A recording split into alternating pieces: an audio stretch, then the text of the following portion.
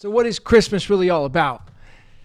When I was a kid, my mom had this activity every Christmas that we were required to do, and really not something thought was the most enjoyable thing, but it was we'd go out in late at night towards almost in the middle of almost towards midnight, and we'd meet with other families in the church, and this is a Catholic church at that time, and we go out to this and exercise this activity where we'd have like a manger and we'd all get dressed up in a costume, and I don't remember what costumes I wore at this time, but some silly costume, and we'd have to participate in recounting this story about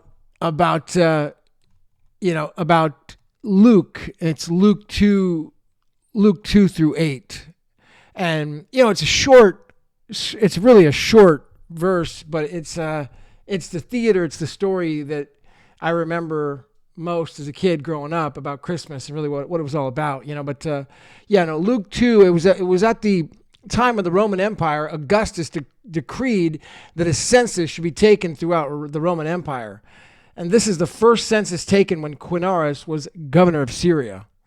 All returned to their ancestral towns to register for this census. And because Joseph was a descendant of King David, he had to go back to Bethlehem in Judea, David's ancient home. He took Mary. He traveled there from the village of Nazareth in Galilee, and he took with him Mary, to whom he was engaged, who now was expecting a child. And when they were there, that time came for her baby to be born. She gave birth to her firstborn son. She wrapped him in snugly and striped in clothes and laid him in a manger, because there was no lodging available for them. The shepherds and angels that night, there were shepherds staying in the fields nearby, guarding their flocks of sheep. And here's the part of the story that we would recap into this funny scene in the middle of the night, on Christmas Eve.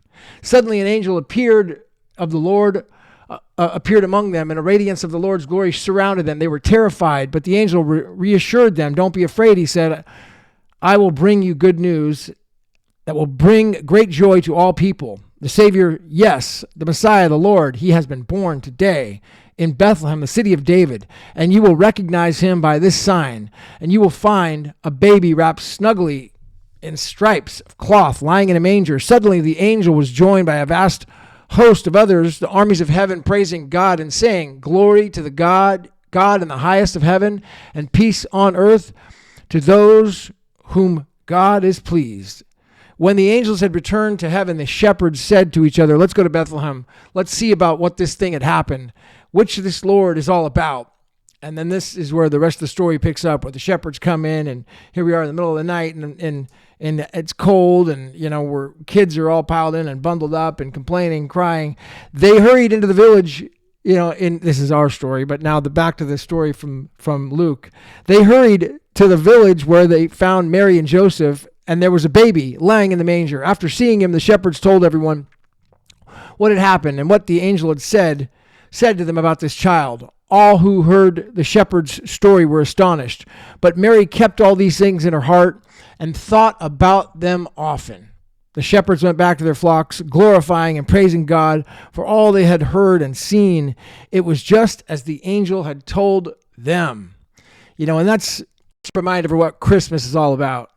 Silly late night stories, going out with your family and getting dressed up in this costumes, playing about in Luke 2 through 8, and these funny memories. There's another incredible verse, Isaiah 9, 6, 7. For unto us a child is born, unto us a son is given, and the government shall be upon his shoulder.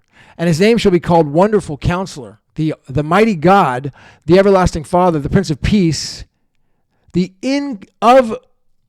increase of his government and peace there shall be no end, upon the throne of David and upon his kingdom, to order it and to establish it with judgment and with justice from henceforth, even forever.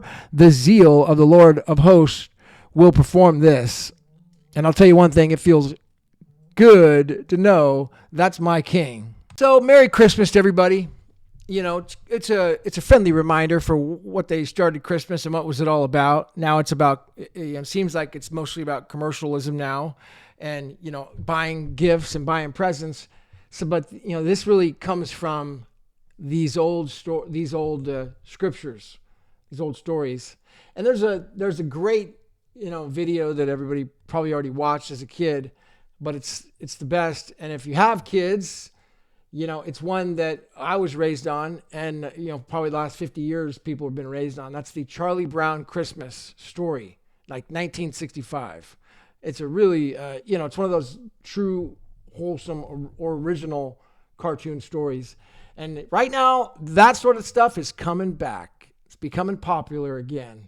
It's really becoming popular again, and the mainstream is starting to all of a sudden pick back up and say, you know what?